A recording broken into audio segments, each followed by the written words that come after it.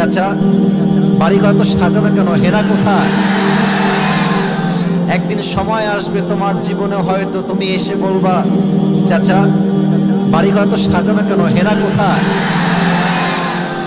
আর চাচা বলবে বাবা হেনার তো বিয়ে হয়ে গেছে, তুমি বাস খাও, তুমি গাঁজা খেয়ে ঘুরে বেড়াও। এটা আমি তোমাদেরকে মন প্রাণ থেকে বলছি যুবক ভাইরা, অলওয়েজ মাথায় রাখবা, পুরুষ মানুষ যতদিন টাকা কামাই করতে পারে সবার কাছে প্রিয় থাকে, আর যেই দিকে টাকা কামাই বন্ধ হয়ে যায় আপন মানুষগুলো সব পর হয়ে যায়। টাকা কামাই করো হালাল ভাবে, অনেক বেশি ব্যবসা করো, চাকরি করো, উদ্যোগ নাও, প্রতিষ্ঠিত হও জীবনে। যদি মায়ের কাছে সেরা সন্তান হতে চাও, যদি বাবার কাছে সেরা সন্তান হতে চাও, যদি তুমি তোমার স্ত্রীর কাছে সেরা স্বামী হতে চাও, যদি তুমি তোমার সন্তানের কাছে সবচেয়ে প্রিয় বাবা হতে চাও, তুমি যদি বোনের কাছে সবচেয়ে প্রিয় ভাই হতে চাও, টাকা কামাই করা ছাড়া কোনো গতি নাই যুবক ভাইরা। বলো বলো বলো। जब जेब में पैसा होता है तो पराए भी अपने हो जाते हैं, और जब जेब में पैसा नहीं होता तो अपने भी पराए हो जाते हैं।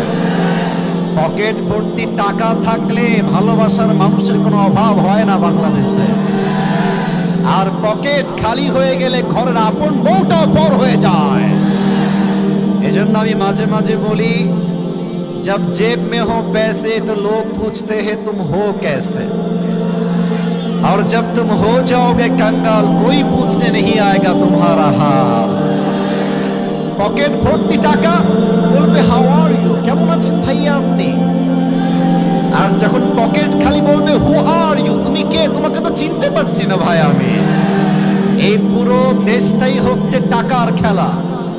এই টাকার জন্য হাজার হাজার যুবক তার পছন্দের মেয়েকে বাংলাদেশে বিয়ে করতে পারে না, এবং এই টাকার জন্য আমি মেয়েদেরকে অসম্মান করে কথা বলছি না, সব মেয়েকে আমি আসিফ এক পাল্লায় মাপি না।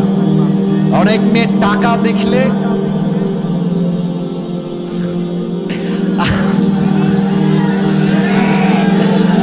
টাকা দেখলে আর সরকারি চাকরি দেখলে টাকলার সঙ্গে বিয়ের পিড়িতে বসে যায়। না এমন মেয়ে তো বাংলাদেশে নাই। আরে নাই, আরে নাই রে ভাই। থাকলে আল্লাহ হেদায়েত দান করুক, পড়েন সবাই আমিন।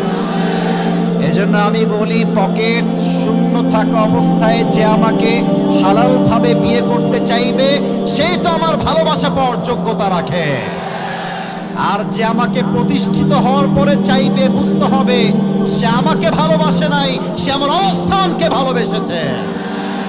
আল্লাহ যুবক ভাইদেরকে হালাল ভাবে বেশি বেশি ইনকাম করার তৌফিক দান করুক, পড়েন সবাই আমিন।